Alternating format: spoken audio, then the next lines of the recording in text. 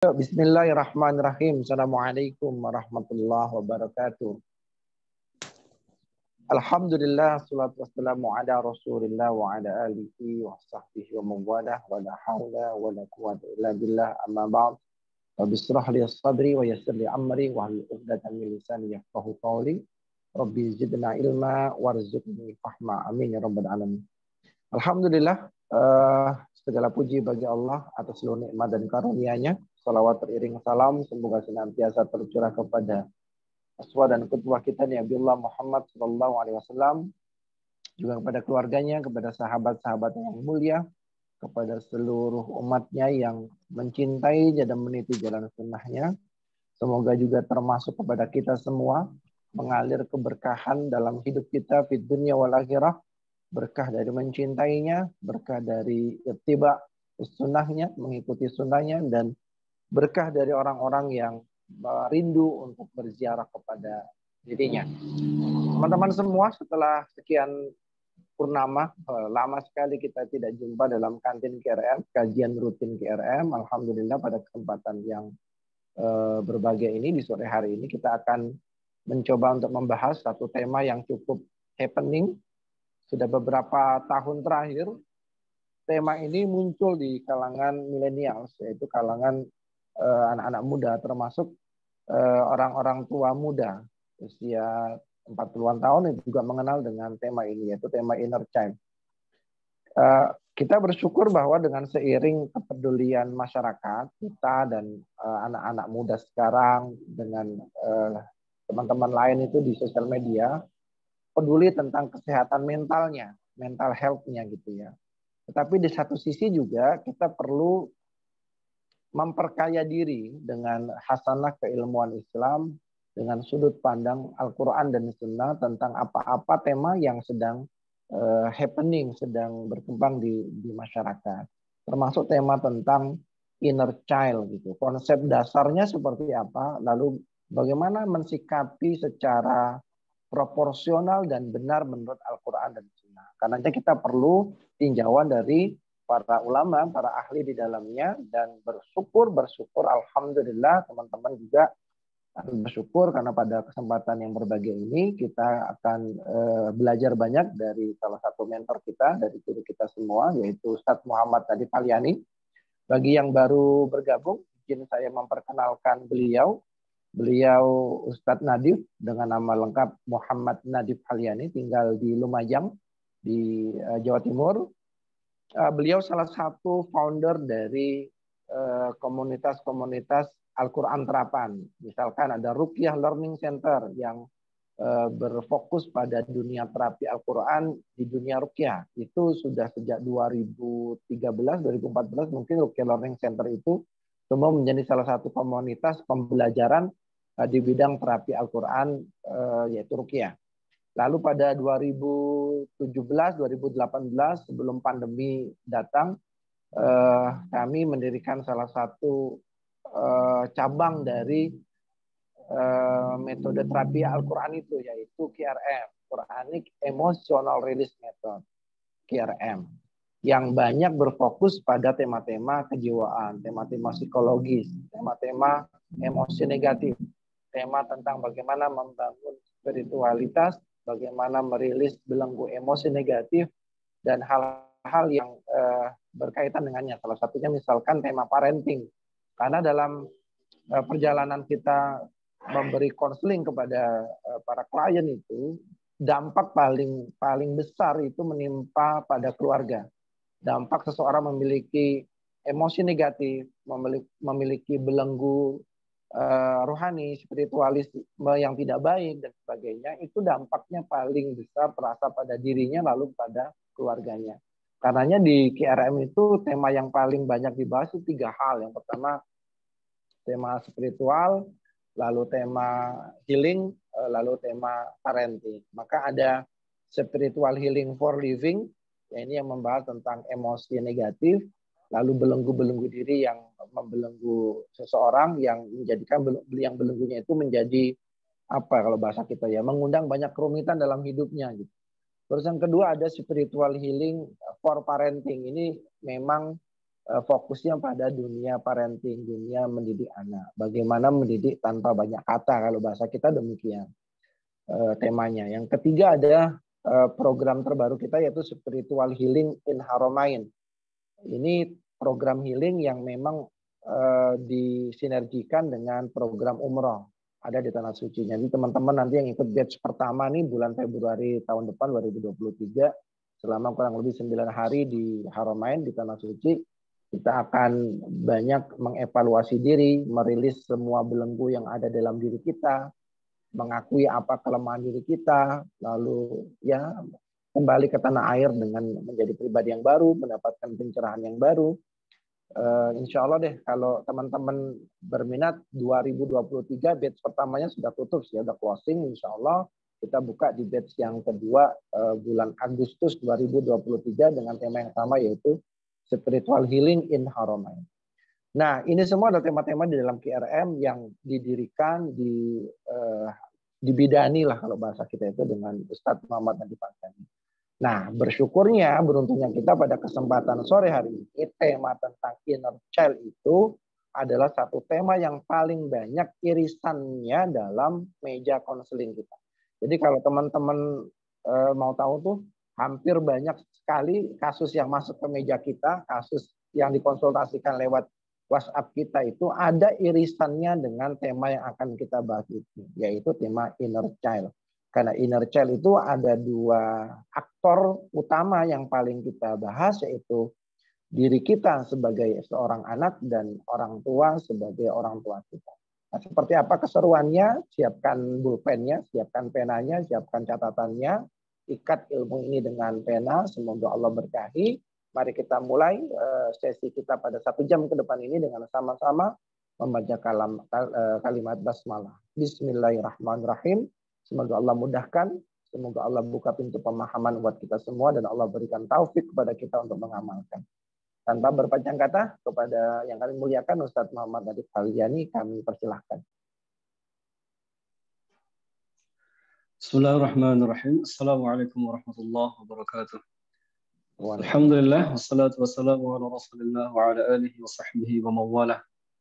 Rabbi shrah li sadri wa yassir li amri wahlul 'uqdatam min lisani yafqahu qawli. Subhanaka la 'ilma lana illa ma 'allamtana innaka antal 'alimul hakim.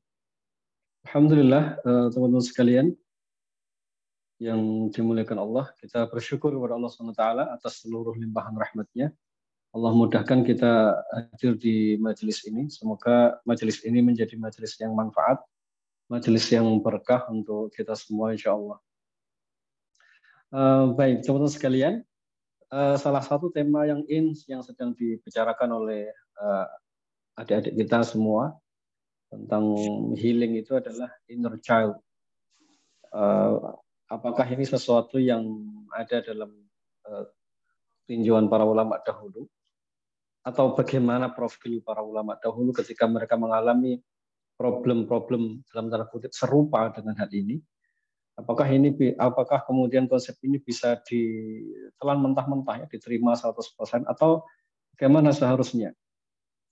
Kita tidak dalam majelis ini, kita tidak dalam rangka untuk menilai konsep itu, karena konsep itu adalah konsep yang memang tidak berasal dari Islam. Itu baru muncul sekitar tahun 1970-an yang mulai ramenya, sekitar awalnya mulai tahun 1950, lalu kemudian mulai rame sekitar tahun 70-an. Ya memang ini dibuat oleh para praktisi di dunia ilmu psikologi dari barat tentunya. Nah, kita bisa menerima, bisa menolak, itu tergantung sudut pandang kita. Nah, kita bukan dalam rangka menilai konsep itu karena memang bukan kompetensi kita untuk menilainya. Hanya saja mungkin kita akan melihat beberapa kejadian yang mungkin ditakwilkan sebagai inner child dan sejenisnya. Beberapa hal yang ingin saya garis bawahi pada poin ini adalah, teman-teman sekalian yang dirahmati Allah, kalau antum atau kita semua melihat beberapa artikel di internet tentang inner child, itu terkesan sesuatu yang menakutkan, terkesan sesuatu yang berat, yang betul-betul akan berpengaruh kepada kehidupan seseorang di kemudian hari. Yang kita garis bawahi tentang konsep ini adalah pada tema ini. Karena sesuatu yang terjadi di masa lalu diasumsikan, saya menyebut asumsi, diasumsikan akan menjadi faktor penentu berpengaruh sangat besar atas kehidupan seseorang di kemudian hari.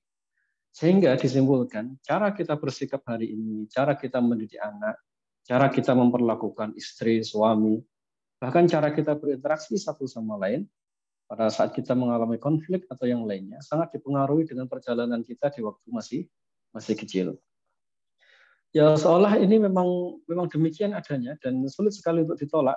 Memang sebagian sifat kita adalah dibentuk oleh masa lalu. Itu fakta di lapangan kita. Jadi cara kita menghadapi konflik, cara kita sedih dan marah, ya kurang lebih memang itu kita jalani sewaktu kita masih kecil dahulu. Bagaimana kita diperlakukan oleh orang tua, bagaimana kita diajari oleh lingkungan, lalu kemudian itu menjadi kepribadian kita di hari ini. Nah, tapi apakah ada resiko dari konsep yang sedemikian ini? Ada resikonya, teman-teman sekalian. Resikonya adalah, yang pertama, kita akan melihat masa lalu terlalu berlebihan. Oke, ini yang pertama. Jadi kita akan melihat masa lalu ini terlalu berlebihan, sehingga kita melupakan hal-hal yang prinsip dalam amal soleh. Kita akan melupakan hal-hal besar di masa depan dan terlalu melihat masa yang lalu. Terlalu menoleh ke belakang. Yang kedua, teman-teman sekalian, konsep ini sebenarnya ada sisi positifnya, tetapi ada sisi negatif yang perlu kita renungkan bersama, yaitu tanpa sadar kita kadang pada sebagian anak atau sebagian kita yang salah persepsi akan melihat orang tua dan lingkungan masa lalu sebagai sosok yang layak disalahkan. Apa efeknya? Seolah ini tidak ada masalah ya, tapi itu ada masalah besar, yaitu pada saat kita selalu menyalahkan masa lalu, atau menyalahkan orang tua, ada satu hal yang hilang dalam diri kita. Ya, ada satu hal yang hilang. Apa itu? Peluang untuk bersyukur pada orang tua. Ya, itu peluang yang sangat besar, tapi tiba-tiba hilang karena mata kita terlalu terfokus terhadap salah satu kesalahan dari orang tua dalam mendidik kita pada saat mereka mengabaikan kita dan lain sebagainya. Sudut pandang tentang perjalanan masa lalu kita ini membuat kita menjadi sempit untuk melihat orang tua kita sebagai sosok yang layak untuk disyukuri. Nah, ini jadi problem baru sebenarnya dalam diri kita, karena kita terlalu melihat orang tua kita buruk. Ya, walaupun mungkin secara fakta, orang tua tidak merawat, kita dititipkan dari satu orang ke orang lain, kita tinggal dari nenek misalnya. Kita menganggap itu sebagai hal yang buruk akhirnya, dengan melihat konsep inner child tadi terlalu berlebihan. Nah, kita ingin melihat beberapa contoh dalam sejarah para nabi dan orang-orang soleh terdahulu, bagaimana mereka menyikapi masa lalu yang negatif itu dengan sangat sederhana. Mari kita lihat satu persatu contohnya, misalnya. Nanti setelah itu kita bandingkan kembali dengan konsep yang nanti ada di internet. Coba nanti sekali waktu dibuka konsep tersebut. Sebentar sebelum kita masuk ke kisahnya, konsep inner child ini mengajarkan kepada kita bahwa sesuatu yang belum selesai di masa lalu itu akan berpengaruh di masa depannya. Ya, akan berpengaruh. Jadi sesuatu yang buruk di masa lalu akan berpengaruh kepada masa depannya. Contoh diantaranya misalnya kekerasan fisik, dicubit, dipukul. Ini saya ambilkan dari salah satu artikel di internet ya. Kemudian kekerasan secara emosional, pengabaian emosi, kemudian banyak aturan, dan lain sebagainya. Ini bisa mempengaruhi munculnya inner child yang menyakitkan. Ini bersumber dari orang tua. Kemudian dampak dari luka pengasuhan ini bisa stres, minder, sakit secara fisik, trauma, kemudian mempengaruhi hubungan antara suami dan istri, dan lain sebagainya. Monggo nanti silahkan bisa dicek sendiri di internet, cukup banyak. Namun yang tidak kita sadari pada saat kita larut dalam membaca ini adalah kita terlalu fokus ke masa lalu. Itu yang ingin saya garis bawahi terlebih dahulu. Larut terhadap masa lalu kemudian seolah-olah kesimpulan kehidupan kita adalah kita tidak akan pernah bisa menjadi lebih baik sampai masa lalu itu diselesaikan. Nah, ini yang menjadikan langkah kita menjadi tidak maksimal menjalankan perintah Allah di kemudian hari. Pikiran batin kita ini fokus terhadap masa lalu dengan asumsi Inner child itu harus selesai, luka batin atau luka pengasuhan itu harus selesai agar seseorang bisa berperan maksimal menjadi seorang istri, menjadi seorang suami, menjadi seorang ibu, dan lain sebagainya. Teman-teman sekalian yang dirahmati Allah, mari coba kita lihat kisahnya Ibnul Jauzi. Ibnul Jauzi. Sekilas mungkin kita akan melihat kisah beliau di Saidul Khatir, salah satu kitab di klasik. Sekilas kita akan melihat bahwa kisahnya Ibnul Jauzi ini seperti anak yang mengalami luka pengasuhan yang berat. Beliau mendapati orang tuanya, yaitu ayahnya, wafat ketika beliau di usia 3 tahun. Kemudian beliau ini sampai beliau mengatakan ibunya mengabaikan pendidikan beliau. Beliau ibu mengabaikan beliau. Akhirnya beliau dirawat oleh sang bibi. Ibnul Jauzi itu dirawat oleh sang bibi. Lalu kemudian beliau dititipkan kepada seorang guru yang soleh. Perhatikan runtutan ceritanya ya. Beliau menyampaikan bahwa beliau ini diabaikan oleh sang ibu. Kemudian ayah beliau meninggal pada saat usia beliau 3 tahun. Lalu setelah itu beliau dirawat oleh sang bibi. Nah, setelah dirawat oleh sang bibi menyerahkan anak kecil ini kepada sang guru untuk dididik. Seorang laki-laki yang soleh, namanya Syekh siapa begitu, saya lupa namanya. Kemudian beliau dididik oleh laki-laki yang baik ini. Ibnul Jauzi kemudian beliau mengatakan salah satu perjalanan hidup beliau. Aku tidak tahu apakah aku ini pernah bermain dengan anak-anak atau tidak. Dengan anak-anak sebaya beliau. Kemudian beliau juga mengatakan aku tidak pernah tertawa terbahak-bahak. Teman-teman sekalian, kalau kita lihat sekilas cerita tentang Ibnul Jauzi ini, kita mungkin menyangka bahwa Ibnul Jauzi ini orang yang mengalami luka pengasuhan yang berat karena tidak mendapatkan pendampingan dari sang ibu, kemudian juga ayahnya wafat pada saat beliau masih usia 3 tahun. Setelah itu beliau dirawat oleh sang ibu. Ekspresi beliau ketika berteman dengan kawan-kawannya, nyaris kata beliau lupa apakah pernah bermain dengan kawan-kawannya seusia. Dan beliau tidak pernah tertawa terbahak-bahak dengan kawan-kawannya. Itu perjalanan beliau di masa lalu. Tapi di kemudian hari kita dapat Ibnul Jauzi ini adalah orang yang Masya Allah karya-karyanya dalam sejarah Islam. Buku-buku beliau marjunya luar biasa. Bahkan Imam Suyuti beliau menyebut beliau ini gelarnya adalah Al-Hafiz. Luar biasa ilmu beliau menjadi salah satu ulama yang menjadi rujukan di dunia Islam. Jadi perjalanan masa kecil beliau ini sama sekali tidak berpengaruh di masa depannya. Perjalanan masa kecil beliau yang sedemikian dramatis tadi, yang mungkin sebagian kita mengalaminya. Namun di kemudian hari, beliau tetap menjadi orang yang sangat luar biasa.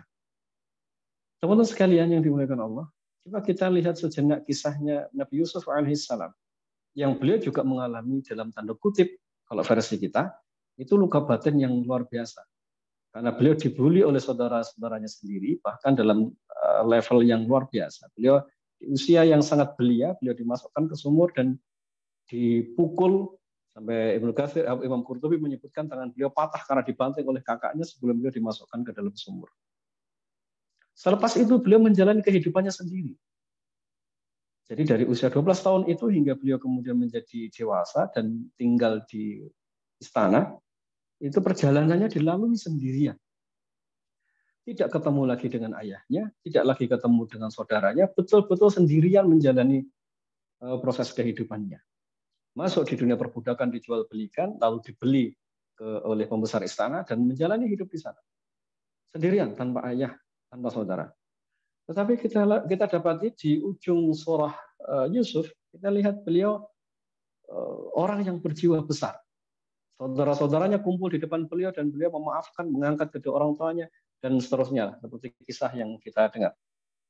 Intinya perjalanan yang traumatik tadi, yang kita anggap traumatik ya, menurut versi kita, itu ternyata beliau baik-baik saja di ujung ceritanya.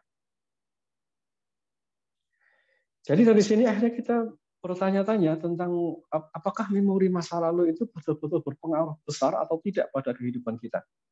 Sementara dalam dua kisah tadi, muncul sosok-sosok orang yang tetap tumbuh dengan sangat baik. Teman-teman sekalian yang dirahmati Allah, apakah memang memori negatif itu sesuatu yang sangat besar pengaruhnya terhadap kehidupan kita? Di sisi lain, Ibnu Qayyim, ini beda lagi, Ibnu Qayyim al-Jauziyah, beliau membuat karya, sebuah buku beliau, judulnya Tuhfatul Maulud. Di buku itu beliau menyebutkan tentang sisi batin orang tua pada saat dia mengandung, yaitu seorang ibu. Ketika seorang ibu mengandung, maka semua yang dilalui oleh sang ibu, pikirannya, fokusnya, kesedihannya, situasi yang mencekam atau tidak, bahkan apa yang dia lihat, itu berpengaruh kepada janinnya. Ya, kalau menurut penjelasan Ibnu Qayyim al-Jauzi ini berarti sebenarnya sisi pikiran atau emosi seseorang itu bisa berpengaruh bahkan pada masa kandungan. Penjelasan yang agak mirip dengan ini disebutkan oleh Dr. Abdul Karim Al-Bakar. Beliau menyebutkan beberapa konsensus para ulama yang memperhatikan dunia pendidikan atau kepribadian anak. Beliau menyebutkan anak itu kepribadiannya terbentuk di usia 0 sampai 6 tahun atau sebelum sekolah. Kemudian 3 tahun pertama itu adalah kelahiran keduanya. Jadi kelahiran pertama itu waktu lahir, kelahiran kedua itu di tahun kedua. Maksudnya adalah anak itu kepribadiannya telah terbentuk di usia kandungan. Lalu kemudian terbentuk yang kedua itu di usia 1 hingga 3 tahun. 1 hingga 3 tahun itu masa pembentukan kepribadiannya. Yang setelah itu kata beliau itu akan menetap sampai dewasa. Nah ini kan ada situasi yang sinkron dan ada yang tidak sinkron dengan beberapa kisah tadi. 2 kisah ya, kisahnya Nabi Yusuf dan kisahnya Ibnu Jauzi itu tidak sinkron dengan penjelasannya Ibnu Qayyim atau tidak sinkron pula dengan penjelasannya Dr. Abdul Karim. Nah kita ingin dudukkan 2 hal yang kelihatan tidak sinkron ini, letaknya ada di mana. Teman-teman sekalian yang dirahmati Allah, sebenarnya traumatik atau hal-hal yang menyakitkan atau situasi yang buruk di masa lalu, baik masa kandungan maupun setelah lahir atau dewasa, itu memang berpengaruh secara fisik maupun psikis seseorang. Dan tidak ada yang mengingkari hal itu, bahwa situasi yang traumatik itu akan berpengaruh. Tetapi pengaruh itu tetap sangat tergantung dengan perjalanan dan cara dia menjalani hidup itu.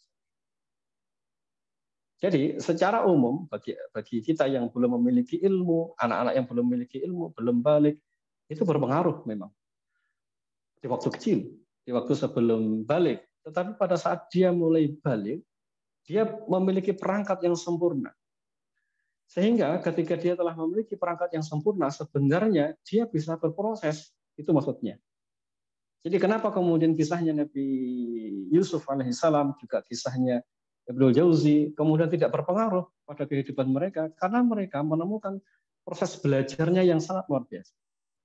Jadi, cara pandang ini lebih ringan dibandingkan kita menoleh ke belakang, melihat masa lalu tentang inner child dalam diri kita yang kita buru untuk diselesaikan, itu terlalu rumit. Yang paling ringan adalah, mari menjalani proses itu dengan cara yang benar. Itu yang paling ringan. Yang paling ringan begitu. Jadi menjalani proses hidup kita apa adanya, dijalani, kemudian belajar berproses. Intinya di situ, belajar berproses. Karena seiring kita belajar berproses, disitulah akhirnya memori negatif itu akan reda dengan sendirinya. Jadi teori, kenapa dalam Islam ini tidak ada terlalu rumit tentang teori melepas emosi negatif dan memori negatif. Karena memang itu akan hilang seiring dengan fokus pikiran dan batin kita. Semakin pikiran dan batin kita ini fokus terhadap masa lalu tadi, itu justru semakin berat. Jika tidak semakin berat, maka muncul emosi yang baru. Contohnya tadi misalnya, kita ketemu dengan orang tua yang negatif, cara bersikapnya negatif pada saat kita masih kecil, lalu pikiran kita mengarah ke sana nih. Kita berusaha mendamaikan batin kita, supaya tidak lagi benci, tidak punya sifat emosi misalnya. Kita fokus menyelesaikan itu, tapi apa yang terjadi? Ada muncul hal yang baru, perasaan menyalahkan orang tua.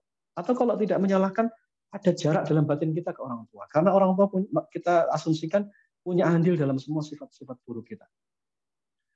Jadi itu resikonya kalau kita terlalu melihat konsep tadi terlalu berlebihan. Jadi yang ringan adalah, mari kita ikuti prosesnya Nabi Yusuf atau Ibnu Jauzi ketika mereka berdua ini mendapati situasi yang tidak menyenangkan.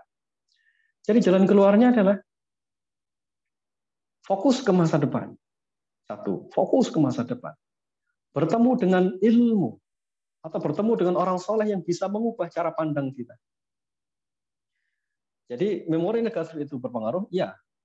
Tapi itu bukan satu-satunya penentu dalam kehidupan kita. Karena kehidupan kita ini tidak ditentukan oleh awal. Kehidupan kita itu ditentukan oleh ujungnya nanti. Baik dan buruknya seseorang itu ditentukan di akhirnya. Bisa jadi orang itu sepanjang hidupnya buruk, tapi di ujung hidupnya dia husnul khotimah. Bisa jadi ini sepanjang hidup kita ini kita sedih, banyak masalah, emosi, tapi di ujung cerita hidup bisa jadi Allah berikan karunia lalu kita menyebut kematian dalam keadaan husnul khotimah. Jadi perjalanan kita masih begitu. Masih sangat luas kesempatan untuk bisa jauh lebih baik. Jadi teman-teman sekalian yang dirahmati Allah, bagi kita yang sekarang di masa lalunya pernah mengalami hal-hal yang negatif, berhenti terlalu menoleh ke belakang, tetap menoleh ke depan. Fokus pada amal soleh, fokus pada amal kebaikan. Karena nanti yang menyebabkan seseorang itu yang menjadi bekal kita di ujung kematian itu adalah apa yang biasa kita lakukan. Ya, apa yang biasa kita pegang, apa yang biasa kita lakukan, itulah yang menjadi amal di ujung kehidupan kita.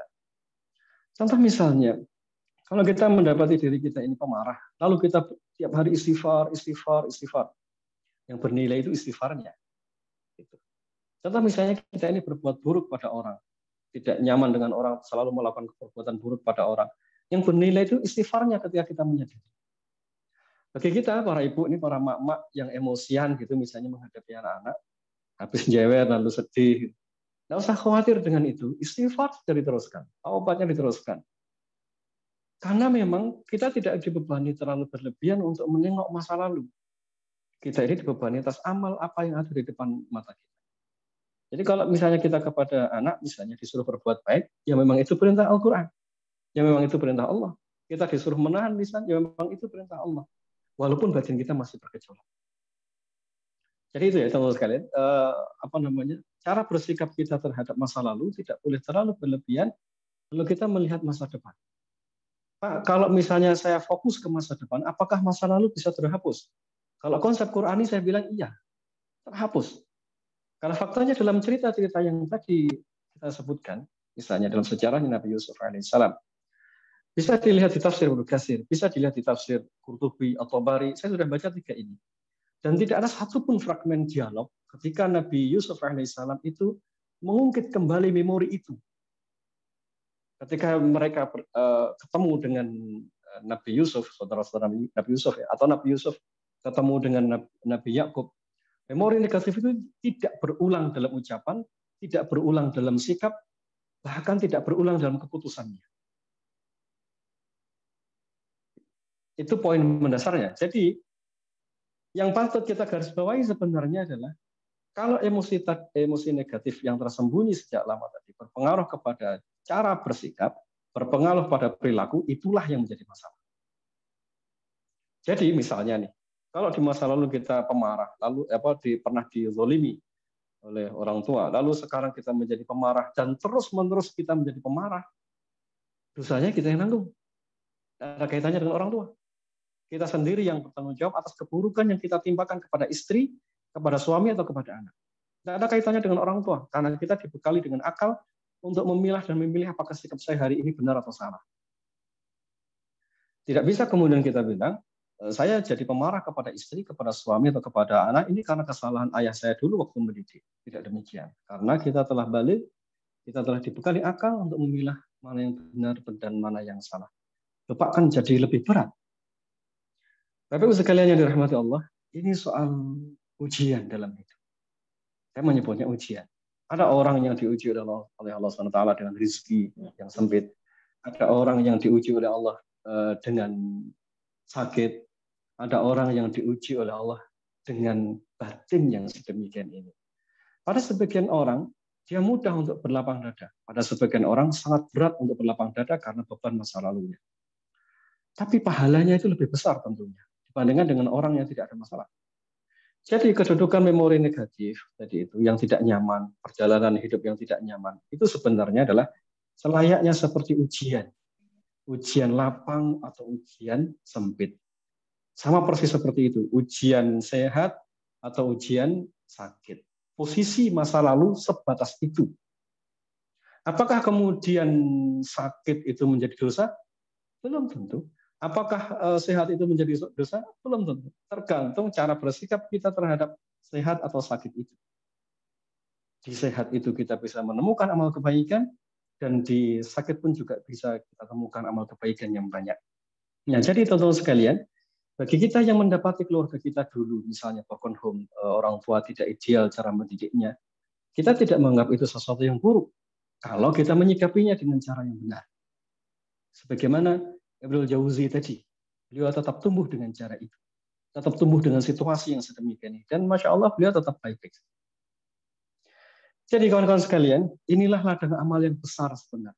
Ada sebagian orang menganggap ini beban masa lalu yang harus diselesaikan. Saya menganggap ini bukan beban masa lalu. Inner child itu bukan beban masa lalu, bukan sesuatu yang harus diobrak-abrik sedemikian beratnya. Nah, ini bukanlah beban masa lalu, tetapi ini adalah ujian perjalanan hidup kita. Bukankah Allah Nabi SAW menyebutkan sesuatu yang membuat batin sedih, membuat batin gelisah, itu menghapuskan dosa. Ya, gitu ya. Jadi kalau dengan konsep itu berarti apa yang telah menimpa kita di masa lalu, kita sedih melihat perlakuan orang tua, kita sedih melihat perlakuan saudara, itu adalah peluang amal soleh bagi kita. Itu menghapuskan dosa dan itu mengangkat derajat. Ini sudut pandang tentang memori masa lalu dan apa yang harus kita lakukan ke depan. Nah, dengan demikian teman-teman sekalian, kita akan melihat posisi dari konsep inner child itu sesuatu yang ya boleh diterima, boleh enggak. Kita sikapi sederhana saja. Tidak perlu terlalu khawatir dengan itu, karena intinya itu tidak akan merubah hidup kita.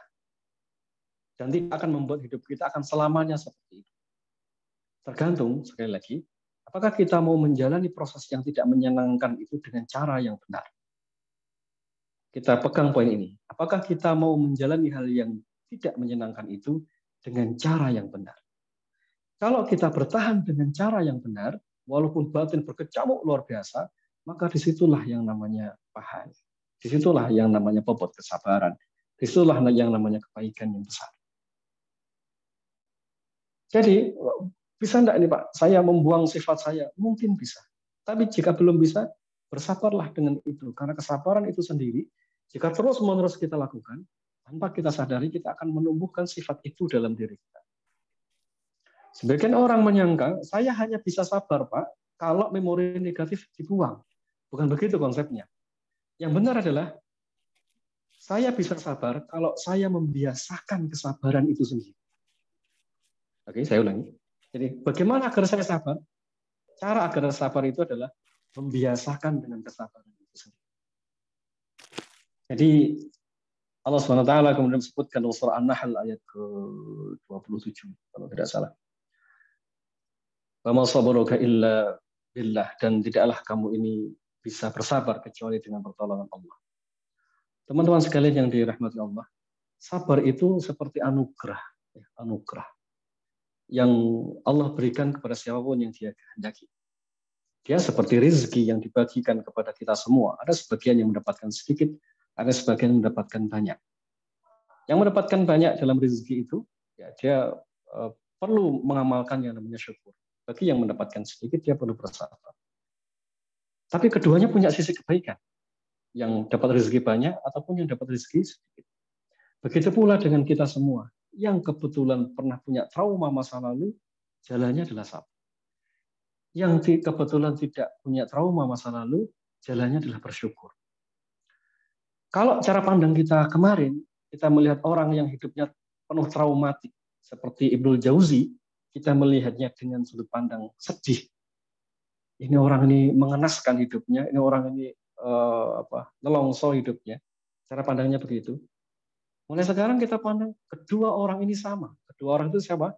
Orang yang menjalani hidupnya tanpa masalah sejak kecil, sejak balita, atau orang yang penuh masalah sejak kecil. Keduanya sama. Tidak ada yang lebih beruntung selain siapa yang bersikap dengan benar dalam kedua kondisi itu.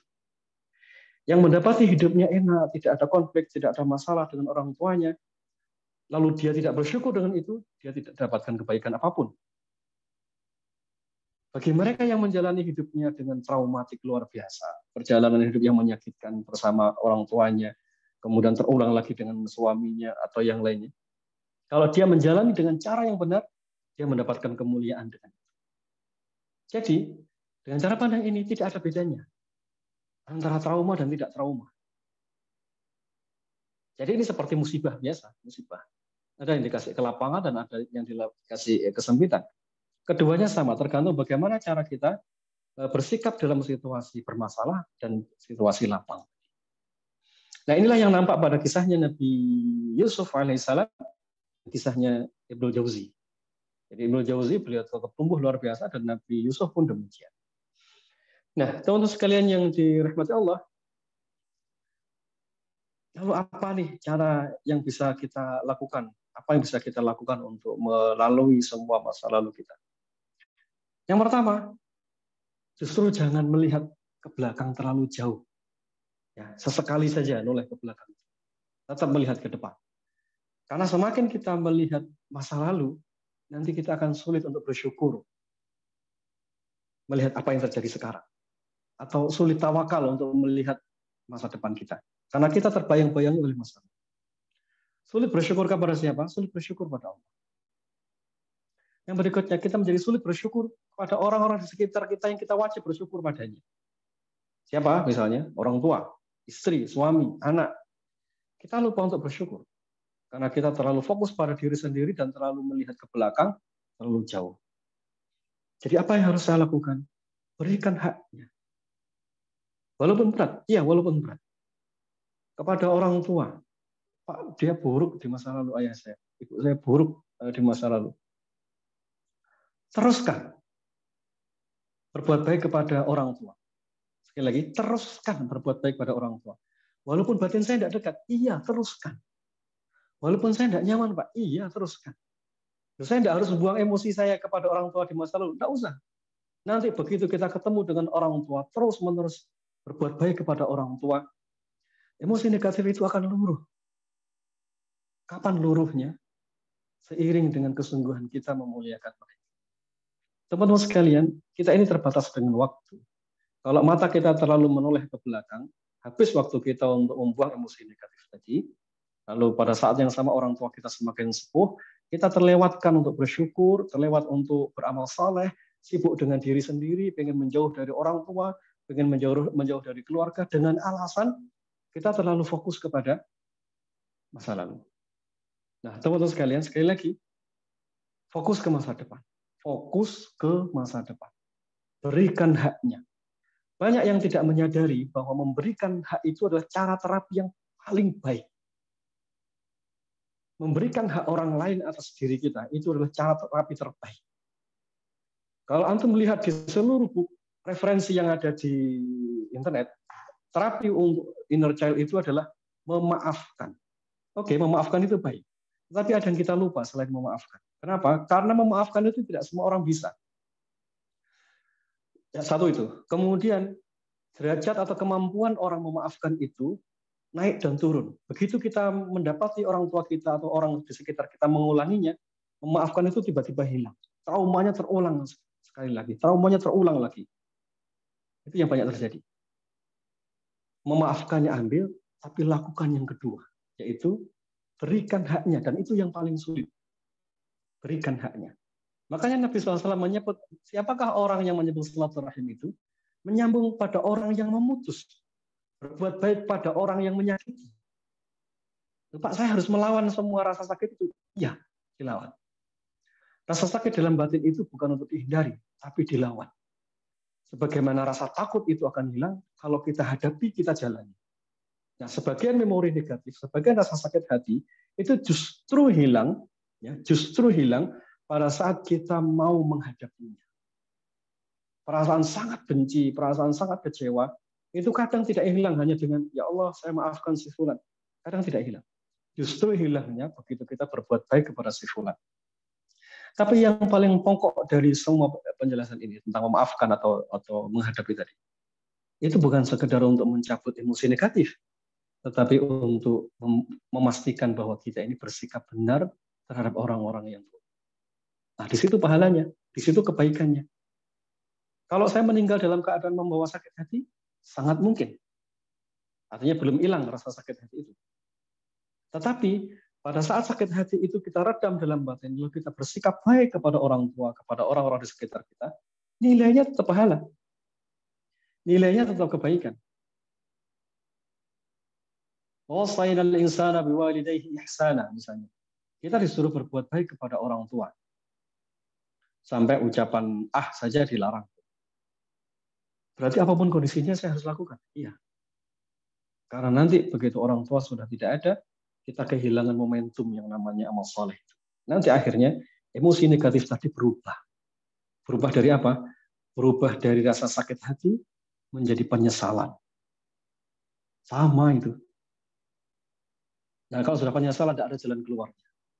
Tapi kalau misalnya sakit hati tadi masih tersimpan dalam dada kita, lalu kita terus berbuat baik, dan Allah takdirkan misalnya orang tua kita wafat mendahului kita, nanti di ujung cerita itu kita akan bilang begini, orang tua saya memang pernah berbuat buruk dan saya pernah sakit hati pada dulu. Tapi alhamdulillah, Allah mudahkan saya berbuat baik padanya. Alhamdulillah Allah ringankan saya itu untuk membantu sampai di ujung usia beliau. Itu dengan sendirinya semua kesedihan memori negatif masa lalu itu hilang, reda. Berbeda dengan kita sibuk menjauh dari orang tua, tidak mau berbuat baik.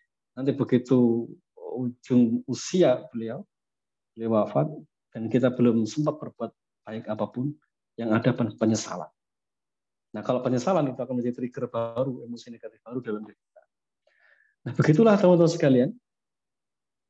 Memaafkan itu baik. Dan itu yang ada di semua referensi psikologi pun juga begitu menyebutkan. Bahkan ada yang buat metode forgiveness terapi gitu atau apa. Memaafkan itu sesuatu yang baik, sesuatu yang luar biasa. Tetapi Al-Quran mengajarkan satu hal yang lebih dari itu, yaitu hadapi sesuatu yang tidak menyenangkan itu dengan cara yang benar. Nah, yang kebanyakan tidak dilakukan oleh kita itu yang kedua ini. Makanya berlarut-larut sedih menghadapi suami yang begini, istri yang begitu, tidak berani bersikap, tidak berani mengambil keputusan, tidak berani berjiwa besar. Bahkan ada yang tidak berani untuk mendoakan, tidak berani bertemu. Ini kita berada dalam bayang-bayang masa lalu yang tidak menyenangkan. Jadi kesimpulannya, teman-teman sekalian, bagi kita yang di masa lalu pernah punya emosi negatif yang menumpuk di alam bawah sadar kita atau apalah istilahnya, karena perlakuan keluarga yang tidak nyaman, cukuplah sekarang kita sadari, oke, bismillah, ini saya pernah mengalami itu. Lalu setelah itu, lakukan yang terbaik, yaitu berikan haknya. Setelah kita memberikan haknya, satu hal lagi yang perlu kita pegang adalah ilmu. Cari ilmu sebanyak-banyaknya. Karena orang kecenderungannya, ketika dia dizalimi, ketika dia menyimpan perasaan yang sangat negatif, kecenderungannya adalah ingin membalas. Kalau tidak membalas, dia akan bersikap yang tidak baik. Kadang membahayakan diri sendiri, kadang membahayakan orang lain. Nah, perlunya agama adalah untuk memagari itu. Ada di antara kita yang tidak mampu membuang perasaan marah itu hari ini. Tetapi dia bisa mengendalikan diri, bisa bersikap dengan benar. Maka dia kategorinya sudah benar. Contoh misalnya, kita ini punya orang tua yang sering bersikap buruk pada kita. Kita dekat dengan orang tua itu susah. Tapi setiap hari kita nelpon beliau. Setiap beliau sakit, kita yang merawat beliau. Setiap bulan kita menafkahi beliau. Itu baik. Walaupun batin belum nyaman. Tapi itu sudah baik dan itu sudah benar. Dan memang itu yang diperintahkan oleh agama. Jadi perintah dalam Al-Quran ini adalah kita bersikap baik sebaik-baiknya, walaupun mungkin batin kita belum nyaman. Teman-teman sekalian yang dimuliakan Allah, yang pertama tadi menyadari bahwa diri kita ada sesuatu yang tidak nyaman. Yang kedua tetap berikan haknya, tetap bersikap sebagaimana yang Allah dan Rasul-Nya ajarkan. Karena apa yang kita biasakan justru itu yang akan menjadi sifat kita, insya Allah. Sekali lagi, apa yang kita biasakan saat kita menghadapi situasi tidak nyaman, itu yang akan membekas dalam diri kita dan menjadi sifat kita. Berikan haknya. Yang ketiga, pagari diri kita dengan ilmu, agar kita tidak menzalimi orang lain dengan semua memori negatif tadi. Sekali lagi, tidak boleh kita menyakiti orang lain dengan alasan, saya kan memang dari kecil disakiti. Saya punya inner child yang belum selesai. Maka sekarang saya harus menzalimi orang lain. Tidak demikian. Karena pada akhirnya nanti kita semua akan bertanggung jawab di hadapan Allah SWT. Pada saat kita sudah punya akal yang sempurna, batin yang sempurna, sudah dewasa, kita semua akan dihitung pahala dan dosanya masing-masing. Wallahu a'lam. Ini mungkin membuka diskusi kita di hari ini dan selanjutnya mudah-mudahan. Wallahu a'lam. Silakan Ustaz. Panjang kali Ustaz. Masya Allah. Satu tema tapi panjang sekali bahasannya. Semoga teman-teman semua menyimak ya. Memang mau tidak mau itu semakin kita berilmu, sebagaimana Ibnu Jauzi itu, pada akhirnya dia dapat mensikapi dan merespon segala sesuatunya dengan sangat baik Ustaz ya. Jadi justru sebenarnya fokusnya adalah tentang bagaimana kemudian kita memperlengkapi diri kita itu dengan perangkat keilmuan, yang dengan ilmu itu kita dapat memberi makna baru, kalau bahasa kita dahulu gitu, memberi makna baru, memberi respon terbaru terhadap apa-apa yang telah terjadi. Yang lalu ya biarlah berlalu, yang lalu ya sudah tidak bisa kemudian kita ulang kembali, itu sudah berlalu. Permasalahannya banyak di antara kita yang hidup di masa lalu, padahal dia hidup di masa kini. Dia lihat masa lalu. Kalau teman-teman memperhatikan mobil itu kan, kaca mobil depan itu jauh lebih besar daripada kaca spion. Kalau kaca spionnya besar ya repot. Kaca spion kecil itu kan karena hanya dilihat sesekali saja untuk melihat bagian belakangnya. Sedangkan yang paling besar adalah kaca depan kita itu. Karena kita diminta oleh mobil itu untuk fokus ke depan gitu. Jadi jangan terlalu larut dengan apa yang terjadi di masa lalu. Kalau seperti itu nanti repot. Para tentara itu dididik dengan sangat kerasnya, dipukulin, di push up, suruh makan nggak karuan begitu. Lalu setelah lulus mereka kemudian masih berpikir-pikir tentang alangkah kejamnya pelatih saya kan. Akhirnya dia tidak menjadi tentara yang baik. Ya kan begitu ya. Segala sesuatunya atau terlewati. Kita ada di sini. Jadi teman-teman kadang begini nih, kita tuh repotnya tuh gini. Selaper-lapernya kita, tetap kita mau makan kan. Tapi ada orang yang lucu, setelah dia makan dia masih ingat-ingat laparnya. Ya Allah, tadi lapar banget, padahal dia sedang makan. Nah, itu kan sesuatu yang lucu ya. Secara logika itu lucu. Orang yang dia sangat kelaparan, lalu kemudian ada orang yang baik hati memberikan dia KFC atau McDonald atau sate, lalu dia makan dengan lahapnya. Ketika dia sudah makan, sudah selesai, lalu dia tidak mengingat tentang betapa nikmatnya sate itu yang sedang dihadapi. Yang dia pikirkan, ya Allah tadi lapar banget ya Bu ya. Coba tadi dia masih berpikir tentang laparnya. Kita begitu tuh. Ada di antara kita yang kemudian masih berpikir tentang masa lalu, berhidup di masa lalu. Benar kata Ustadz Nadif tadi. Berikan haknya. Memang berat ya, untuk bersikap yang benar itu berat. Tapi justru yang berat itu menjadi amal soleh. Amal soleh itulah yang kemudian mengundang rahmatnya Allah. Rahmat Allah itulah the truly healing for ourselves. The truly healing itu adalah rahmat dari Allah. Rahmat Allah itu diundang dengan amal soleh yang kita lakukan. Bagi adik-adik, bagi kita semua yang punya masalah dengan orang tua, misalnya dengan mertua, lalu seolah-olah pengen mendekat, nanti ayah ini deh keras sama saya, ayah nggak menyambut saya dengan baik. Yang ada masalah dengan ibu, lalu kita berpikir nanti ibu ngomongnya aneh-aneh, nanti saya kesinggung lagi. Banyak kemudian kekhawatiran tidak beralasan di dalam diri kita yang menyebabkan kita berat melakukan amal soleh atas nama takut tersakiti. Begitu Ustaz ya? Jadi kita banyak kemudian tidak melakukan amal soleh karena ketakutan itu dengan satu alasan takut tersakiti. Gimana Ustaz? Di chat itu ada pertanyaan bagus dari sekilas. Ya kita bahas nanti itu. Nah, jadi teman-teman semua, kita mendorong kepada teman-teman yang menyimak, jangan takut untuk beramal soleh. Karena amal soleh itu yang kemudian mengundang rahmat Allah, yang membantu kita untuk menyelesaikan problem emosi negatif kita. Kita baca chattingnya ya. Banyak Pak. Sebentar. Dari atas ya. Dari bawah itu bagus. Yang bawah ya. Kebaikan yang kita lakukan akan berbuah kebaikan selanjutnya insya Allah.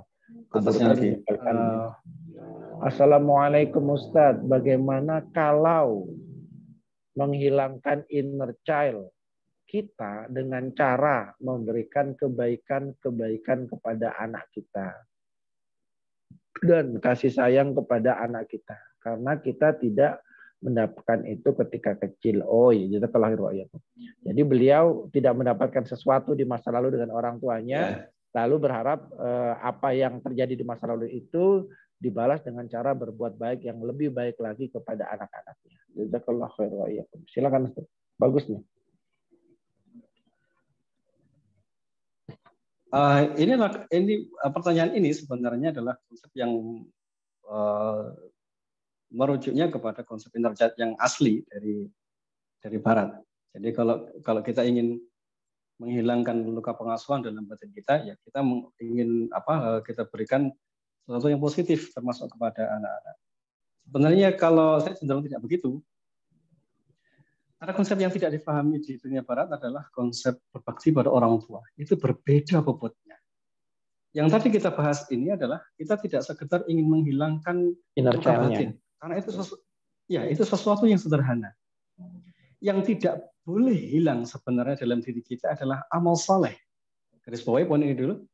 Yang sebenarnya tidak pernah boleh hilang dalam kehidupan kita adalah amal saleh. Bukan yang lainnya. Lalu pada saat kita ada perasaan kecewa dengan orang tua atau tidak mendapatkan hak kita dari orang tua, kemudian kita lampiaskan dalam tanda kutip atau kita obati dengan cara memberikan kasih sayang kepada anak kita, apakah itu mengobati? Tidak. Tidak mengobati batin kita. Karena nurani kita, naluri kita itu bersyukur pada orang tua, berbuat baik pada orang tua. Itu tidak pernah bisa tergantikan. Tidak tergantikan dengan kasih sayang kepada anak, tidak bisa tergantikan dengan kasih sayang dengan kawan-kawan kita yang seprofesi atau ke suami, tidak tergantikan. Karena relasi antara orang tua dan anak itu relasi yang khusus. Bahkan dia menjadi amal terbaiknya seorang anak kepada orang tuanya. Jadi tentang emosi negatifnya atau tentang luka batinnya, apakah akan hilang pada saat kita memberikan kasih sayang kepada anak? Mungkin mengurangi tetapi tidak hilang. Tapi tujuan pembahasan kita hari ini bukan untuk menghilangkan saja, tetapi yang kita inginkan adalah kita bersikap dengan sikap terbaik. Apa sikap terbaiknya? Teman-teman sekalian, kalau kita mendapati perlakuan buruk pada orang tua, lalu kita berikan kasih sayang itu kepada anak, kita kehilangan kesempatan yang sangat besar, yaitu berbakti pada orang tua. Padahal berbakti pada orang tua itu pintu tengahnya surga, yang pahalanya lebih besar. Jadi kalau misalnya kita mendapati hak kita tidak diberikan oleh orang tua kita, apa yang harus kita lakukan? Berikan hak orang tua atas diri kita. Jadi konsepnya justru kita harus mendekat pada orang tua. Justru kita yang harus memuliakan orang tua semampunya, tentunya semampunya. Sedangkan ke anak memang itu kewajiban. Tapi tentang hak orang tua, hak kita terhadap orang tua yang belum ditunaikan, justru sekarang mendekatlah kepada orang tua semampunya. Boleh dengan mendoakan. Kalau beliau sudah wafat berarti mendoakan, kemudian bersedekah atas nama beliau dan lain sebagainya. Kalau belum, mohon maaf, kalau belum wafat misalnya orang tua kita masih ada, temui beliau. Kalau menemui susah, ngobrol salah paham, tahan diri dulu, berdoa untuk beliau. Kemudian silaturahim semampunya. Lakukan terus mendekat pada orang tua. Jangan dialihkan kepada anak. Karena ruhani kita ini ada sisi yang tidak bisa diisi oleh orang lain. Misalnya, hak tentang suami dalam jiwa kita, hak tentang istri dalam jiwa kita tidak akan pernah bisa diganti oleh orang lain. Sebagaimana hak dalam batin kita tentang orang tua tidak akan pernah bisa diganti oleh anak atau orang lain. Jadi, mendekatlah kepada orang tua. Tapi orang tua saya tidak memberikan kewajibannya. Hak saya tidak ditunaikan. Tetap lakukan. Karena yang kita buru bukan sekedar membuang emosinya. Bukan membuang inner child-nya kalau kita isi kalimat itu. Bukan sekedar membuang itu, tetapi ini momentum kita untuk beramal soleh. Kalau anak mendapati orang tuanya buruk dibandingkan dengan anak yang mendapati orang tuanya baik, tentu dua orang ini berbeda pahalanya. Yang mendapati orang tuanya baik, dia akan jauh lebih mudah bersyukur. Yang mendapati orang tuanya buruk, dia akan jauh lebih sulit untuk bersyukur. Tapi teruskan. Ya begitulah perintahnya agama. Makanya sampai kemudian ada sahabat yang bertanya, bagaimana caraku berbakti kepada orang tua sedangkan beliau sudah tidak ada. Ini dalam rangka memenuhi sisi rohani kita sebagai anak kepada orang tua yang tidak bisa digantikan oleh apapun. Yang kedua, ada sisi yaitu amal soleh yang tidak pernah bisa tergantikan dengan amal soleh yang lain. Kemudian kita disuruh misalnya menyambung silaturahim yang bisa disambung oleh beliau berdua, misalnya bersedekah atas nama beliau berdua, mengamalkan ilmunya, mendoakan beliau. Ini memang berat, tapi teruskan karena itulah perintah Allah. Yang perlu kita pikirkan setelah ini adalah saya menghadapi orang tua yang keras gimana ya supaya saya tetap bisa berbakti, harus ke sana. Bukan dengan saya lampiaskan ke anak deh, orang tua enggak usah. Jangan begitu. Karena nanti tetap akan ada yang hilang dalam rohani kita. Begitulah yang disebutkan oleh Al-Qur'an, begitulah yang disebutkan oleh hadis. Kita disuruh untuk selalu memuliakan orang tua, tidak melihat keburukan. Lalu bagaimana keburukannya, Pak? Yang selama ini beliau lakukan ke saya? Keburukannya ada dalam timbangan Allah SWT. Arahkan ke sana supaya kita tidak mencampuri urusan itu. Jadi berbakti itu, berbuat baik pada orang tua tidak ada kaitannya apakah orang tua berbuat baik pada kita atau tidak. Berbuat baik pada orang tua itu tidak ada kaitannya apakah mereka membalas dengan perbuatan baik atau tidak. Mungkin kita berpikir, kalau orang tua baik, saya berbakti. Kalau orang tua buruk, saya tidak berbakti. Bukan begitu konsepnya. Orang tua yang baik maupun yang buruk, kita punya kewajiban yang sama kepada mereka. Lakukan itu. Mudah-mudahan Allah berikan taufik. Kalau berat gimana? Kalau berat, angkat tangan, salat, kemudian doa pada Allah, ya Allah mudahkan saya untuk memuliakan beliau berdua. Arahkan ke sana dan mudah-mudahan itu cara yang paling cepat untuk membuang memori negatif tentang orang tua. Gitu ya, teman-teman sekalian ya. Semoga Allah mudahkan. Amin. Alhamdulillah. Lebih berat kalau kita tidak punya orang tua loh. Beneran. Bagi ya teman-teman yang masih punya orang tua, di balik keburukannya pasti banyak kebaikannya. Bahkan kebaikannya ketika kita tinggal di dunia ini, lahir dari rahimnya, pernah ditimbang dan disusuinya, itu sesuatu yang sangat besar. Ya teman-teman semua ya, semoga terinspirasi. Tadi ada yang bertanya tentang bagaimana kalau orang tua sudah meninggal, sudah dijawab. Lalu ada pertanyaan lagi nih Ustaz. Tidak mudah tapi tetap harus dilakukan karena semata-mata itu perintah Allah. Betul sekali, tadi sudah disampaikan juga. Ada pertanyaan dari Mbak Ana. Ustaz, gimana kalau seseorang itu nggak sadar bahwa ada masalah di dalam dirinya tentang masa lalunya? Jadi ada seseorang, dia punya masalah dengan masa lalunya, tapi dia nggak sadar kalau itu berpengaruh pada dirinya sekarang.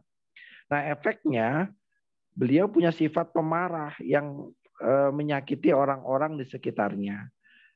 Nah pertanyaannya begini, gimana sih kita itu tahu bahwa sebetulnya kita ada masalah dengan masa lalu kita? Nah gitu. Singkat padat 2 menit Ustadz, karena setelah ini ada pertanyaan dari Mbak Dewi. Mbak Dewi udah tunjuk tangan ya. Habis ini Mbak Dewi ya. Baik, yang pokok adalah kalau misalnya orang bersikap buruk, ya, kita melihat orang itu bersikap buruk, kita hanya bisa menjelaskan tentang sisi keburukan yang nampak itu terlebih dahulu. Sedangkan cross check ke masa lalu itu hanyalah dalam rangka terapi saja. Berada dalam ruang konseling.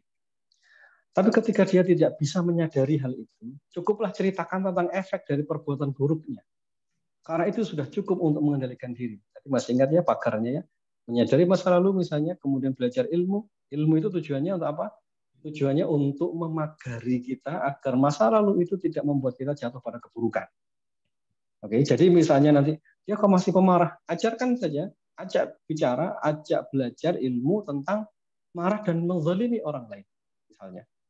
Fokusnya kepada kezaliman terhadap orang lain. Kalau dia sudah paham ini, emosi negatifnya ada, tapi nanti akan hilang seiring waktu. Yang pokok adalah dia tidak menzalimi orang lain. Yang pokok adalah perilakunya hari ini tidak boleh menzalimi orang lain. Karena itu yang akan terus-menerus akan dihitung sebagai kesalahan atau dosa kalau misalnya menzalimi orang lain. Jadi pokoknya di situ ya. Mudah-mudahan bisa difahami. Baik, thank you. Mbak Ana. Mbak Dewi silakan, setelah ini habis ini Ustadz ada banyak kali yang bertanya hari ini ya. Masya Allah. Silakan Mbak Dewi, dinyalakan audionya singkat padat. Assalamualaikum warahmatullahi wabarakatuh. Waalaikumsalam warahmatullahi wabarakatuh. Assalamualaikum. Ya, mohon maaf agak panjang ya Ustadz. Jadi gini Ustadz, ini Singkat, yang Mbak. ya, singkat. Oke. Jadi gini intinya Ustadz, ini adalah saya sendiri memastikan bagaimana itu saya bersikap dengan benar, di mana ini berhubungan dengan mantan suami ya Ustadz. Jadi kalau kemarin kan sempat kita sudah saya berterima kasih juga pada Ustadz itu ketika akhirnya anak-anak bisa berhubungan baik kembali gitu kan, saya bisa tidak ada rasa takut dan sebagainya gitu. Nah, tetapi di perjalanan itu pada akhirnya karena masih sering komunikasi menjadi lebih sering gitu kan, ternyata seringkali ada masalah. Kemudian pada akhirnya saya mencoba untuk kalau ada WA itu kecuali bertanya ada hubungannya sama anak, nggak saya jawab gitu kan. Kemudian ternyata pada suatu hari ada pengakuan dari dia itu bahwa dia ke psikolog dan ke psikiater itu ternyata dia bahasa Indonesianya itu perfeksionis berlebih gitu ya. Audisi apa OCD lupa saya. Nah, jadi di situ dia mulai menyadari waktu itu sempat minta maaf sih ke saya, maksudnya memang orang yang mendampingi dia itu bakal kesulitan gitu karena dia itu benar-benar menuntut orang lain untuk perfeksionis sesuai pemikirannya dia gitu. Dan susah untuk susah untuk dikasih masukan lah intinya gitu. Nah, saat itu saya juga mengatakan yang alhamdulillah kalau mesti dia udah menyadari keadaannya itu justru itu adalah sesuatu yang baik, maksudnya bisa dibilang ya bisa dilain kalau dia sadar gitu.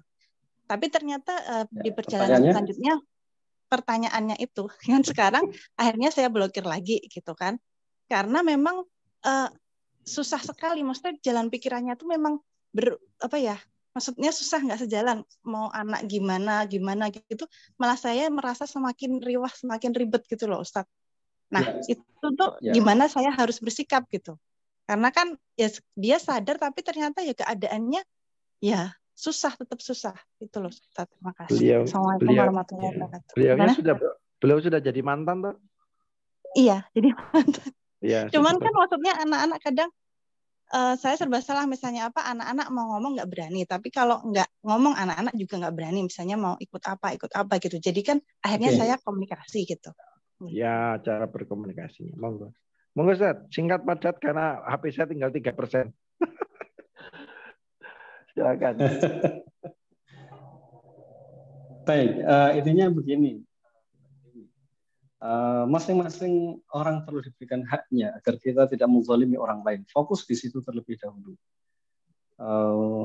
Sedangkan Mbak Dewi dengan beliau tidak ada hak dan kewajiban pada poin ini sudah berpisah ya. Kemudian tentang anak-anak masih punya hak atas ayahnya. Maka fokus saja ke situ, sambung bagaimana agar anak bisa komunikasi dan mendapatkan hak. Kemudian tentang pendidikan anak misalnya itu harus dibicarakan karena masing-masing punya hak, punya kontribusi terhadap pendidikan anak. Yang pokok kalau sekarang ini anak-anak belum balik, pengasuhan ada di ibunya. Karena pengasuhan ada di ibunya, yang mengintervensi setiap hari tentang anak itu adalah ibunya, kecuali nafkah ya.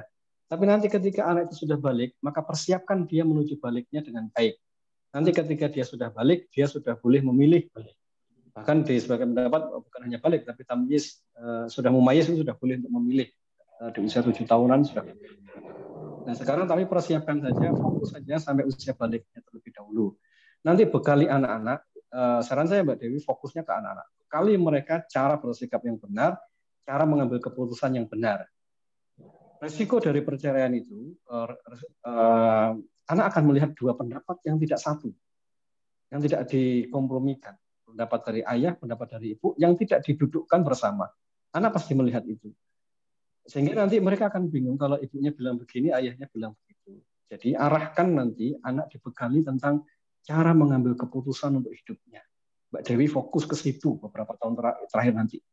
Fokus ke sana, supaya nanti ketika anak mendapati realita ucapan ayah dan ibunya itu tidak sama, mereka tetap bersikap dengan yang benar.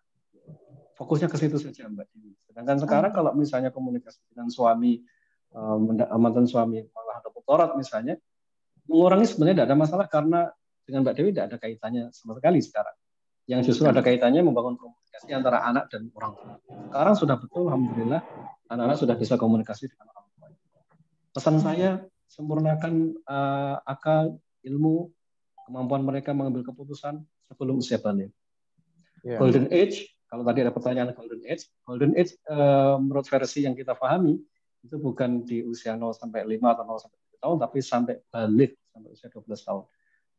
Karena itu fase di mana mereka dipersiapkan untuk memanggul syariah. Jadi di 0 sampai 12 tahun ini fokus aja ke sana, Mbak Dewi, dipagari betul-betul, diajari. Sementara ada perbedaan pendapat dengan suami, sudah tutup mata atau telinga dulu, santai saja. Fokus ke anak-anak, karena nanti pada saat mereka lepas dari fase baliknya, ya, mereka harus jalan sendiri. Gitu ya, Mbak Dewi. Ya, terima kasih banyak, Ustaz. Ya. Mbak Dewi nanti bisa lihat di channel YouTube-nya KRM atau Ustaz Nadib beberapa kajian yang lalu tentang bagaimana berfokus pada anak. Cara pertamanya adalah menurunkan ego. Penjelasannya nanti ada di YouTube ya, ada di video YouTube sebelumnya. Kita ada waktu sekitar 6 menit Ustaz, ada pertanyaan cukup menarik dari Mbak Riris Wali Santri TPA Al-Ikhlas. Assalamualaikum Ustaz, Kasihan. Oh, Kasihan ini Bantul ya, daerah Bantul. Bagaimana cara menyembuhkan trauma remaja 14 tahun yang menarik diri dan berubah setelah kehilangan ayahnya? Qadarullah di saat yang sama mengalami tindakan asusila. Kasihan. Jadi ada seorang anak usia 14 tahun jadi trauma karena kehilangan orang tuanya, di saat yang sama dia mengalami tindakan asusila. Monggo. Baik, teman-teman sekalian, sebenarnya dengan memiliki ilmu itu membuat rohani kita menjadi sangat lapang. Pemahaman tentang tauhid, pemahaman tentang akidah itu akan membuat batin kita sangat lapang. Sampai puncaknya ketika kita mengalami musibah, Allah mengajarkan kita dengan kalimat yang sangat luar biasa. Misalnya kita disuruh mengucapkan inna lillahi wa inna ilaihi raji'un. Bagi orang yang sudah punya pemahaman yang kuat, diingatkan dengan Al-Quran, diingatkan dengan kisah-kisah, itu sudah cukup untuk membuatnya pulih kekuatan dalam dirinya. Tapi pada orang yang tidak memiliki cukup ilmu, satu. Yang kedua, pada anak-anak yang sedang berproses menuju ilmu, mereka tidak punya perangkat untuk menetralisir batinnya. Mereka tidak punya perangkat itu. Jadi kalau anak-anak tadi misalnya kita nasihati, nak sabar, nak memaafkan, nak ayo lihat masa depan, itu akan sangat berat karena anak-anak di usia-usia tadi mereka belum memiliki perangkat ilmu untuk menetralisir dirinya. Kita yang sudah dewasa ini insya Allah bisa, gitu, walaupun tentu perlu waktu, tapi insya Allah bisa. Tapi kalau anak-anak di usia itu, apalagi mungkin perempuan ya, apalagi perempuan, dia mungkin akan jauh lebih susah. Nah, bagaimana menetralisirnya? Cara menetralisirnya yang paling sederhana adalah memberikan haknya, hak ruhaninya, yang tadi dia sangat kehilangan. Saya berharap ustazah yang mendampingi anak ini tampil dan hadir dalam dirinya sebagai orang baru.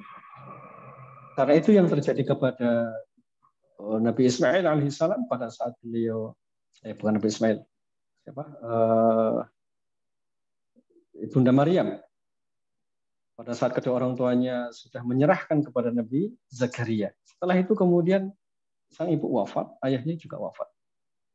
Jadi selama ada sosok pengganti tadi yang bisa mengajari ilmu, bisa memahamkan, itu insya Allah akan lerai emosi negatifnya. Begitu juga Ibnu Jauzi tadi. Beliau ketemu dengan guru yang baik, guru yang saleh. Peristiwa yang negatif tadi terurai karena sang guru berhasil mengarahkannya.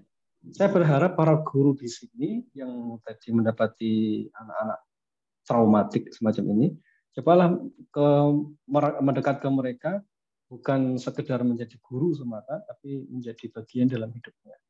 Nanti sering diajak ngobrol begitu, diajak pelan-pelan recovery dari pikiran tentang orang tua. Nanti teknis terapinya sederhana, Ibu. Teknis terapinya. Yang penting yang pokok Ibu hadir dulu nih. Bismillah, saya niatkan untuk membantu anak ini untuk pulih. Niatkan, mudah-mudahan jadi amal jariahnya, Ibu ya. Niatkan itu dulu. Nanti terus setelah itu yang perlu dilakukan, nanti ajak anak ini, misalnya ketika di sekolah, selesai sholat zuhur, misalnya ajak duduk sejenak, lalu mendoakan kedua orang tuanya, mendoakan orang-orang yang berbuat buruk padanya, mendoakan kaum muslimin, minta kepada Allah diberikan kesabaran, kelapangan. Hanya begitu caranya. Berdoa pakai bahasa Indonesia saja. Ya Allah, ampunilah kedua orang tua kami, ampunilah kawan-kawan kami, ampun. Terus gitu. Jadi mohonkan ampun untuk semua orang, termasuk orang-orang yang tadi berbuat buruk padanya. Itu cara menetralisir emosi negatif paling cepat, sederhana. Gitu ya, Bu, ya, mudah-mudahan nanti bisa dibantu. Rutinkan Ibu setelah selesai zuhur, ajak Ananda tadi untuk duduk bersama berdoa. Nanti Ibu yang berdoa pakai bahasa Indonesia. Mungkin dijadwal, misalnya pekan ini mendoakan ayahnya saja, lalu pekan berikutnya baru orang-orang yang lain. Pekan ini misalnya begini, Rabbi ufirli wali walidayya warhamhuma kama rabbayani shaghira. Ya Allah, rahmatilah orang tuaku, ampunilah dosa-dosanya, dan seterusnya ya. Kemudian bimbing dia untuk mengucapkan inna lillahi wa inna ilaihi raji'un, inna lillahi wa inna ilaihi raji'un, diulang-ulang. Nah, nanti pekan berikutnya baru mendoakan orang-orang yang buruk. Itu insya Allah mudah-mudahan tidak lama dia bisa recovery. Gitu ya. Untuk teman-teman sekalian juga demikian. Lakukan kalimat saya barusan terakhir ini. Bagi teman-teman yang di masa lalunya pernah mengalami hal yang negatif, baik di rumah maupun di sekolah. Nanti lakukan itu setiap hari. Kirimkan doa sebanyak-banyaknya. Salah satu fadilah dari doa itu adalah yang saya rasakan ya, merilis perasaan tidak nyaman kepada orang lain atau terhadap situasi. Doa yang banyak. Pakai bahasa Indonesia kalau tidak tahu doa yang maksur misalnya. Pakai doa bahasa Indonesia untuk orang lain, untuk diri sendiri. Insya Allah nanti akan mudah untuk menetralisir. Apa tadi chatnya? Saudara, barusan chatnya? Saya HP saya yang satunya sudah wassalamualaikum itu sudah habis. Saya pakai HP yang satunya ini. Jadi saya nggak nyalakan on cam ya. Sudah. Assalamualaikum Ustadz, bagaimana menghadapi orang tua yang tidak sabaran, apa-apa mau cepat, sak des saknya, iki wong Surabaya biasanya. Padahal sebagai manusia saya juga sebagai anak punya kekurangan dan ada rasa lelah. Saya capek Ustadz. Saya ingin sekali berbakti tanpa menyakiti hati orang tua. Bagaimana cara bersikapnya? Gitu ya. Sak des saknya. Yang pertama, jangan melihat orang tua kita. Karena kalau kita melihat mereka sebagai sosok manusia, kita nanti akan kecewa, akan sakit hati. Lihatlah siapa yang menyuruh. Siapa yang menyuruh. Lihatlah sosok, yaitu Zat yang maha memiliki langit dan bumi. Orang tua kita, dengan baik dan buruknya, kita disuruh oleh Allah SWT untuk mendengarkan, untuk bersikap baik. Selama mereka tidak menyuruh pada kezaliman, pada perbuatan dosa, maka tahan diri. Kenapa tahan diri? Karena itu perintahnya Allah. Jadi, taat pada orang tua itu bukan hanya ketika perintahnya baik. Perintahnya berat kita lakukan pun, kita disuruh oleh Allah SWT untuk mengikutinya. Batin kita jangan melihat orang tua, tapi lihatlah ini perintah Allah. Jadi nanti kalau orang tua ngeselin, nyuruh bolak-balik, tahan diri, diem saja. Lakukan apa yang mampu. Loh, saya tidak dosa. Semampunya. Bakti kepada orang tua, lakukan semampunya. Kalau orang tua saya mengucapkan kalimat yang negatif, gimana? Lakukan yang terbaik. Kalau beliau tetap tidak terima dengan kekurangan kita, serahkan semuanya kepada Allah. Jalani semampunya. Sebagaimana kita beribadah semampunya. Lakukan semampunya. Yang penting jangan melukai orang tua. Ya. Jangan melukai orang tua. Jangan membantah, jangan membuat ucapan yang jauh lebih keras dari orang tua. Jalan saja. Lihat siapa yang nyuruh. Lihat siapa yang nyuruh. Jangan lihat orang tua kita. Fadilahnya nanti pasti kembali ke diri kita. Karena itu dalilnya begitu banyak. Kalau kita berbuat baik pada orang tua, nanti akan balik kepada diri kita. Insya Allah akan balik pada diri kita. Bismillah ya, lakukan. Salah satu fadilahnya adalah semoga Allah jadikan anak-anak kita juga menjadi anak-anak yang baik dan mau mendengarkan kita di setengah semua cerewetnya kita suatu saat nanti mudah-mudahan. Jadi harus lanjut terus. Bismillah, latihan. Karena itu amal soleh kita. Mudah-mudahan itu menjadi amal soleh terbaik kita hari ini. Untuk ibu yang tadi bertanya. Ya. Gitu ya. Terakhir ini ada Mbak Amalia dari menit keberapa ini lama beliau, kasihan. Asik Ustadz, bagaimana mengendalikan overthinking, cemas, gelisah, dan khawatir akan masa depan dan hal-hal yang belum terjadi. Serta merasa diri kurang berkembang. Bertumbuh atau menggemuk. Oh enggak ya. Bagaimana menghadapi ibu yang selalu merasa benar sendiri dan terlalu khawatir. Lah, nah, kurang lebih gitu. Jadi ibunya merasa khawatir, selalu merasa benar sendiri. Beliaunya overthinking, cemas, gelisah, dan khawatir tentang masa depan. Bagaimana mengkontrol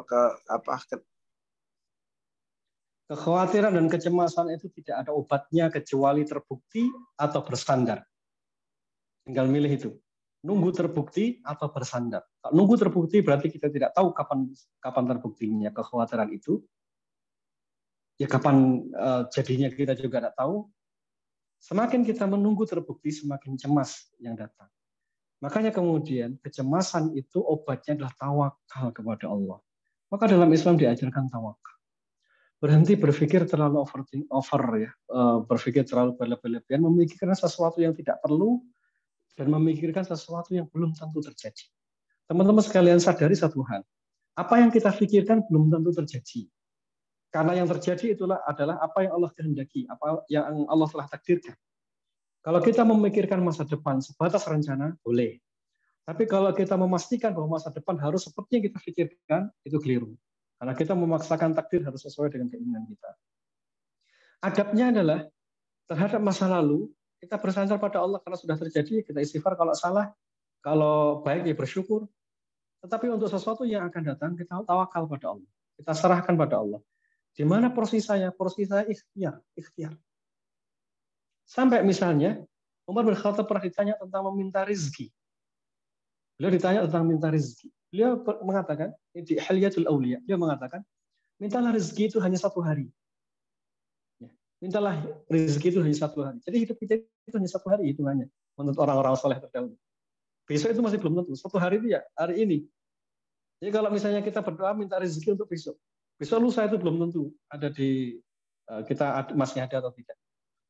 Jadi cara untuk menghentikan berpikir negatif, berpikir terlalu panjang bagaimana? Pertama istighfar dulu. Kenapa harus istighfar? Karena kita melampaui apa yang seharusnya Allah perintahkan. Yaitu kita disuruh bertawakal, tapi kita malah mikir terlalu jauh. Pertama istighfar dulu, ya Allah saya mohon ampun. Allah saya mohon ampun. Kemudian setelah itu bersandar kepada Allah untuk sesuatu yang akan datang. Setelah ikhtiar sebatas yang bisa kita lakukan, direncanakan, ikhtiar semaksimal mungkin. Lalu setelah itu berserah diri pada Allah. Kalau saya pengen perfect, gimana Pak? Pengen sempurna. Itulah yang perlu diistighfari terlebih dahulu. Ingin sempurna itu menyiksa diri sendiri. Memikirkan semua hal sekarang itu menyiksa diri sendiri. Belajar menjalani apa adanya, bismillah. Mungkin ini berawal dari kondisi keluarga. Cara bersikapnya orang tua kepada kita, mungkin cara mendidiknya orang tua kepada kita itu berpengaruh pada diri kita sekarang. Apakah ini bisa diselesaikan? Bisa. Ini soal pilihan hidup. Ini soal pilihan cara berpikir.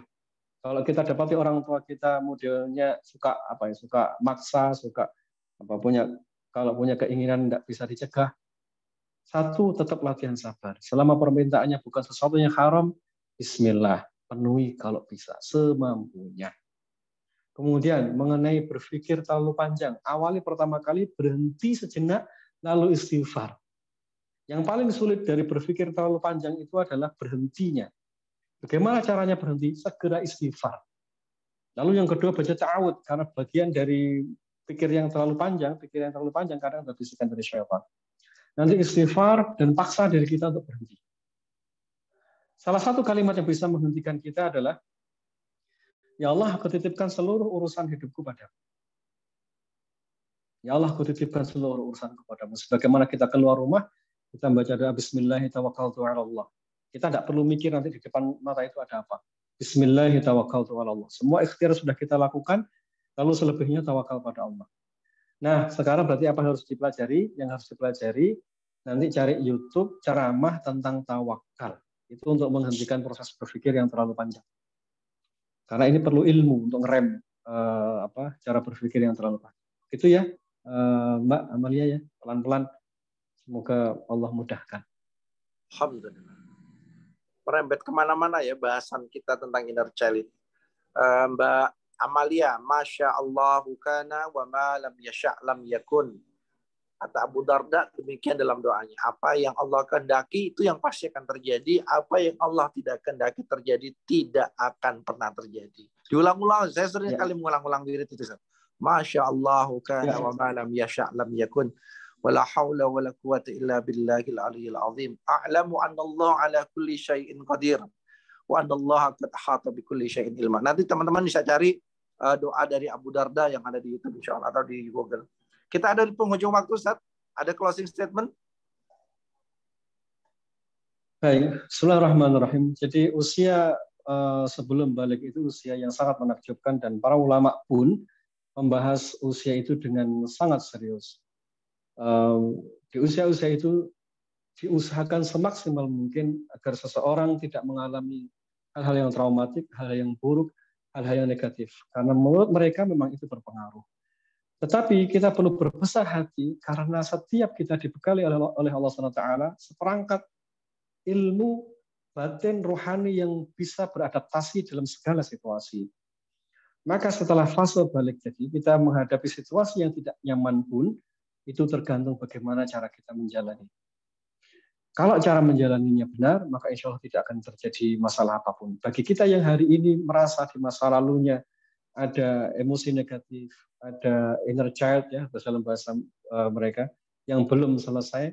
Cara sederhana untuk menyelesaikannya adalah satu, menyadari memang ada yang tidak nyaman. Yang kedua, hadapi, ya, berikan hak orang lain itu. Yang ketiga, terus berdoa dan mohon pertolongan kepada Allah, minta ilmu, lalu doakan secara teknisnya, doakan sebanyak mungkin untuk orang lain mulai hari ini, untuk orang-orang di sekitar kita. Orang tua, saudara, pasangan, dan anak-anak. Mulai sekarang eksplor semua yang perasaan kita dengan wujud doa.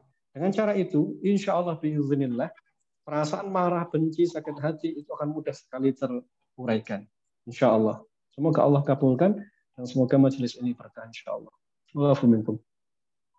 Amin. Alhamdulillahirabbil alamin. Poinnya teman-teman semua dari kalimat terakhir, memohon pertolongan kepada Allah untuk melakukan sesuatu yang nampaknya berat itu menjadi ringan untuk dilakukan. Mendekat pada orang tua, mendekat pada pasangan, melakukan hal yang memang seharusnya dilakukan, tapi itu berat.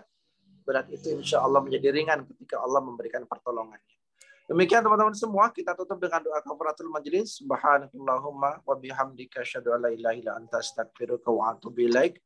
Kita ketemu di kajian rutin KRM berikutnya. Follow channel kita di KRM Official dan channel Ustadz Nadif di Muhammad Nadif Halyani.